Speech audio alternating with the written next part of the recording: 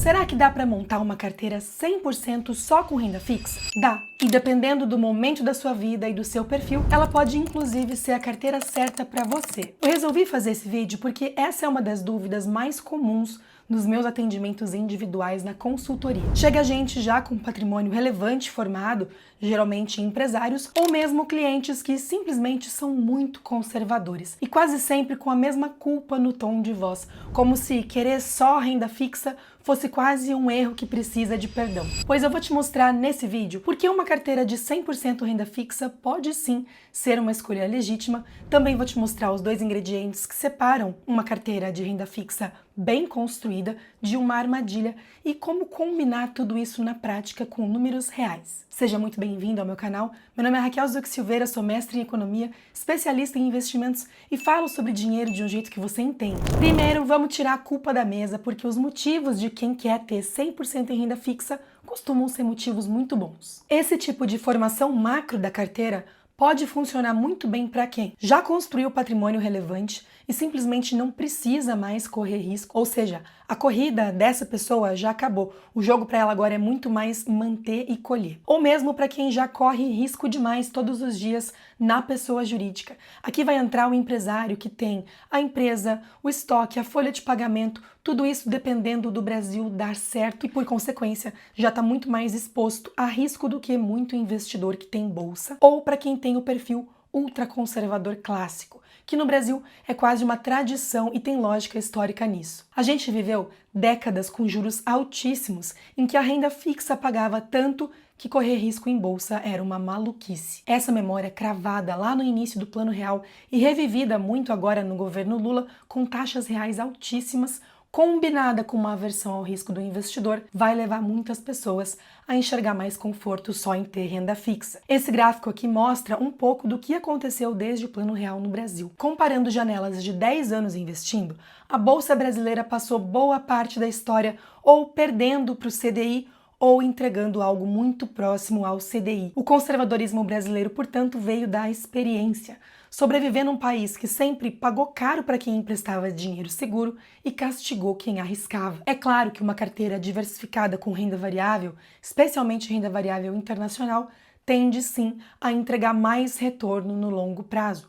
Mas não é errado preferir deixar isso de lado para se agarrar em mais segurança. Errado é fazer isso do jeito errado, cometendo os escorregões clássicos que eu vejo em muita carteira que chega para mim. Esses erros se resumem a deixar quase tudo num produto só, geralmente um CDB de banco, onde a pessoa tem conta, ou deixar tudo em um indexador só, geralmente algo que rende em torno de 100% para mais ou para menos do CDI, ou mesmo travar tudo em títulos longos ou de crédito privado, com a esperança de fazer render mais, sem entender marcação a mercado, risco, liquidez e descobrir na pior hora que renda fixa também tem muitas pegadinhas. Renda fixa bem feita é como uma receita, e como toda receita, ela depende principalmente de você conhecer bem os ingredientes. Os mais importantes aqui são quem te deve dinheiro e como escolheram te pagar. Todo investimento de renda fixa é um empréstimo. A primeira pergunta é sempre: estou emprestando dinheiro para quem? Para o governo é onde entram os títulos do Tesouro Direto. É o chamado risco soberano,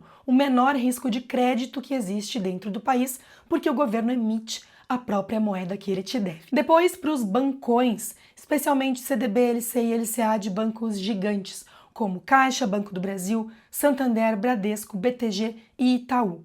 Esse risco é muito próximo do soberano na prática porque são bancos que não podem quebrar.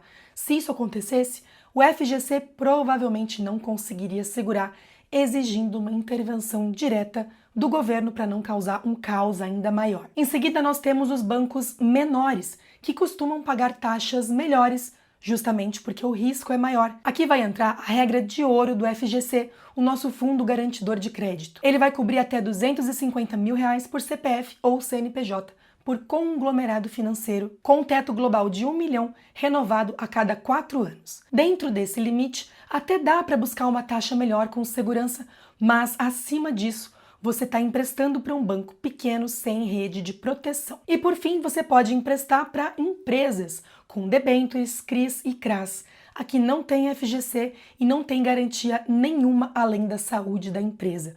com vencimentos muito mais distantes e com muito menos liquidez. Se você já me acompanha há algum tempo, você já conhece a minha posição sobre isso, que é categórica. Crédito privado individual comprando papel de uma única empresa, eu evito. Se essa empresa quebra, o seu título fica na fila de credor. Quando fizer sentido ter crédito privado na carteira, é melhor fazer isso via fundos, que vão pulverizar esse risco em dezenas de emissores e vão te dar uma liquidez muito maior e também tem acesso a títulos que não sobram para você, investidor de varejo. A hierarquia da sua carteira vai sair naturalmente disso que eu falei. A obrigação é ter os degraus mais seguros, então crédito soberano e até mesmo bancário. Crédito privado vai ser opcional, pode fazer bem para quem quer ter, mas não pode ser a base da carteira de jeito nenhum. O segundo ingrediente da sua receita vai ser o indexador, e isso causa muito erro. Olha só, se você tiver 10 CDBs de 10 bancos diferentes, todos pagando uma porcentagem do CDI, parece diversificação, mas em termos de comportamento, é uma carteira de um ativo só. A diversificação real de renda fixa vai acontecer entre 3 indexadores. Primeiro, nós temos os pós-fixados, que vão te pagar uma porcentagem do CDI ou mesmo o Tesouro Selic. Isso aqui vai servir principalmente para caixa, para uso de curto prazo. É aqui que mora a reserva de emergência e também o seu colchão de liquidez, aquela caixinha da liberdade financeira que vai te permitir dormir mais tranquilo. Essa parcela vai ter a função de acompanhar basicamente a Selic, que é o remédio de curto prazo do Banco Central. Ou seja, quando o Brasil piora, o juro sobe e quem tem pós-fixado automaticamente vai ser compensado por isso. Como aqui ninguém tem bola de cristal, uma parcela em CDI vai ser o seu seguro contra o cenário que ninguém previu e é o que vai te permitir dormir mais tranquilo, porque não tem variação a mercado, que é aquele sobe e desce que faz a renda fixa não ser fixa. Depois nós vamos ter os indexados à inflação, os famosos IPCA+. Essa aqui vai ser a espinha dorsal do longo prazo. Esse é o único indexador que vai te garantir um juro real acima da inflação oficial. Você vai travar um juro real e o poder de compra na data do vencimento está protegido por contrato. Para objetivo de aposentadoria e de liberdade financeira, esse vai ser o melhor indexador que existe, mas muito cuidado. Prazo muito longo vai sofrer com marcação a mercado. Título de 2050, 2060 vai balançar tanto no caminho que tem risco e às vezes retorno de renda variável. Então usa isso com muita atenção. Tudo bem querer garantir juro real bom por bastante tempo, mas distribui bem esses vencimentos sem concentrar tudo no vencimento mais distante só porque está pagando mais por mais tempo. A mecânica disso eu explico em detalhes no vídeo da hora certa de vender IPCA+, que está linkado aqui. E por fim nós temos os pré-fixados, que são títulos que te prometem um valor específico lá na data de vencimento. Por exemplo, 14% ao ano. Esses títulos vão servir principalmente para objetivos com data e valor certos, que são aqueles objetivos que você precisa saber exatamente quanto você vai ter em reais, porque ele vai te dar previsibilidade nominal total. E dentro da carteira de liberdade financeira, ele vai ganhar uma segunda função, diversificar o risco de títulos IPCA+ renderem menos. Olha só o cenário de hoje. A gente tem pré-fixado 2032 pagando 14,78% ao ano. Um título IPCA+ do mesmo ano está pagando IPCA+ mais 8,28%. A conta entre os dois dá uma inflação implícita em torno de 6% ao ano. Quer dizer o seguinte, se a inflação média do Brasil até 2032 ficar abaixo disso nos próximos anos, o pré-fixado carrega mais que o IPCA+. Se a inflação ficar acima disso, o IPCA+ vai render mais. Como você não sabe qual dos dois cenários vai acontecer e ninguém sabe, ter os dois tipos vai te proteger. Entendido isso? Vamos então para a combinação de quem te deve e como te pagam. Essa aqui é a hora do print. Pensando aqui numa carteira de liberdade financeira que funcione até mesmo investindo para longo prazo, eu trouxe alguns exemplos para vocês conseguirem se situar melhor no que existe nesse mapa.